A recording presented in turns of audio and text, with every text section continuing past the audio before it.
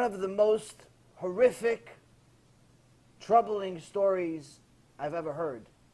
I heard just about a week ago. As a matter of fact, a week ago today.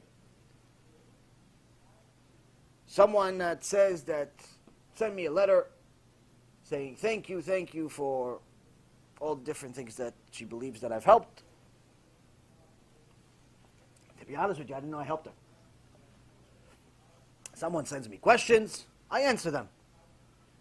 But to me, someone asks me questions about halakha, about different things, I'm thinking they already know. They're just trying to improve, or they're trying to verify, or maybe I made a mistake. I don't know. I don't start judging people, who he is, who she is. So she asked me questions for already over a year. Baruch Hashem, seems like she knew what she was talking about. I thought she was 100% religious her whole life.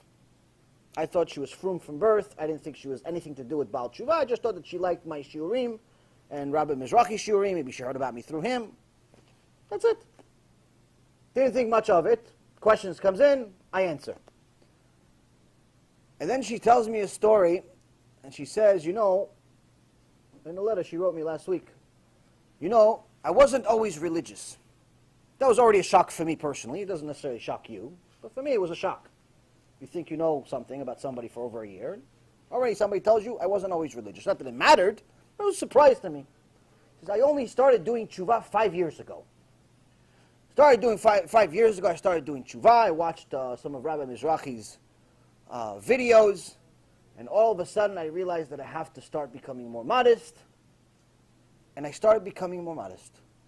And I started observing the mitzvot. I started keeping kosher. I started doing everything. I even covered my hair with a mitpachat. I even covered my hair with a scarf. Now, for anyone that's done tshuva, they know that for a woman, that's the top. Modesty, most difficult mitzvah out of all.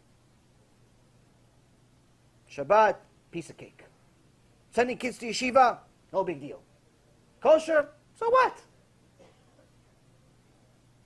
Most difficult mitzvah for a woman in our generation, modesty. Real modesty I'm talking about. I'm not talking about half modesty, like people that wear kisui rosh but they wear a mini skirt.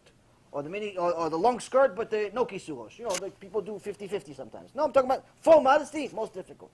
Even half modesty is hard. You tell a woman, listen, you've been wearing pants your whole life, but you're not allowed to wear pants in Judaism. It's not modest. First of all, it's considered men's clothing, which you're not allowed to wear.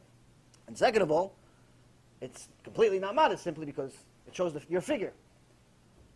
So you tell this to a woman, it's very, very hard to adjust. But eventually they do, if they're serious. Some adjust really quickly. Some take time. But nonetheless, when a woman covers her hair with a mitpachat, that you could look, that's tzadikah. That's it. That's the top. At least I thought. Until last week. Last week I get an email, and she tells me, I started doing tshuva 5 years ago.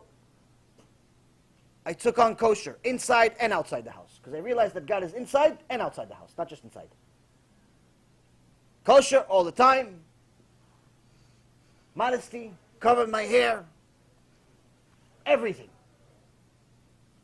But about a year ago, I watched one of your lectures, and I realized that I'm a walking Chilul Hashem. Why? Because every Shabbat that I go to shul and go to the rabbi's house who invites me,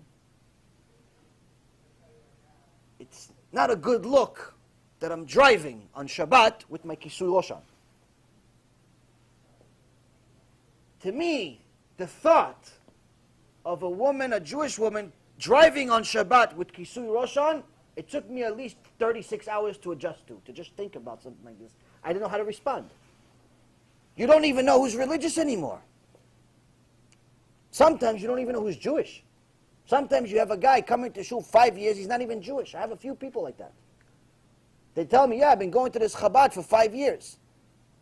I'm like, yeah, but you're not even Jewish. Yeah, but nobody says anything.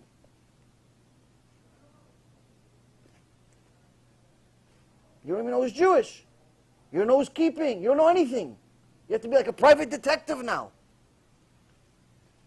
So the shocking part of the story was not just the fact that this Woman was driving for 4 years until a year ago. She realized that she can't, and she stopped driving on Shabbat. But the most terrible part was the fact that the rabbi was enabling her. The rabbi was the one that was encouraging her to drive on Shabbat, to come to shul, to come to his house, knowing she's driving on Shabbat. He's inviting her to his house every week, to the shul, encouraging her to continue. Now, if anyone would say that some of these people have the argument that they're trying to bring people closer and eventually they do tshuva, how can you explain such a thing?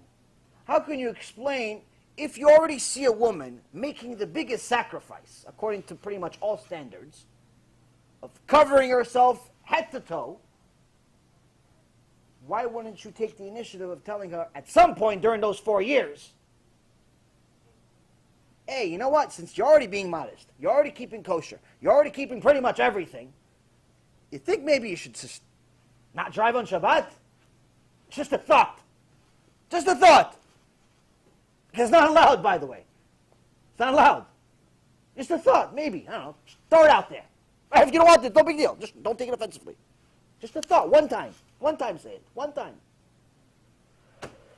This is why I tell you guys that there's unfortunately an enormous amount of Erev Rav. There's an enormous amount of fake religious people, fake rabbis, that are Reshaim Merushaim, that the only thing they care about is your money. That's it. Nothing else. In fact, many of them, in my opinion, don't even believe in God. How can you believe in God and invite somebody to your house as a rabbi on a regular basis for 4 years, knowing that they're driving, when you know 100% it's against all halachot, any standards of halachot? How do you justify that? How do you explain that one? The woman's wearing kisui rosh. She's driving to your house on Shabbat. So, unfortunately, this is the world we live in.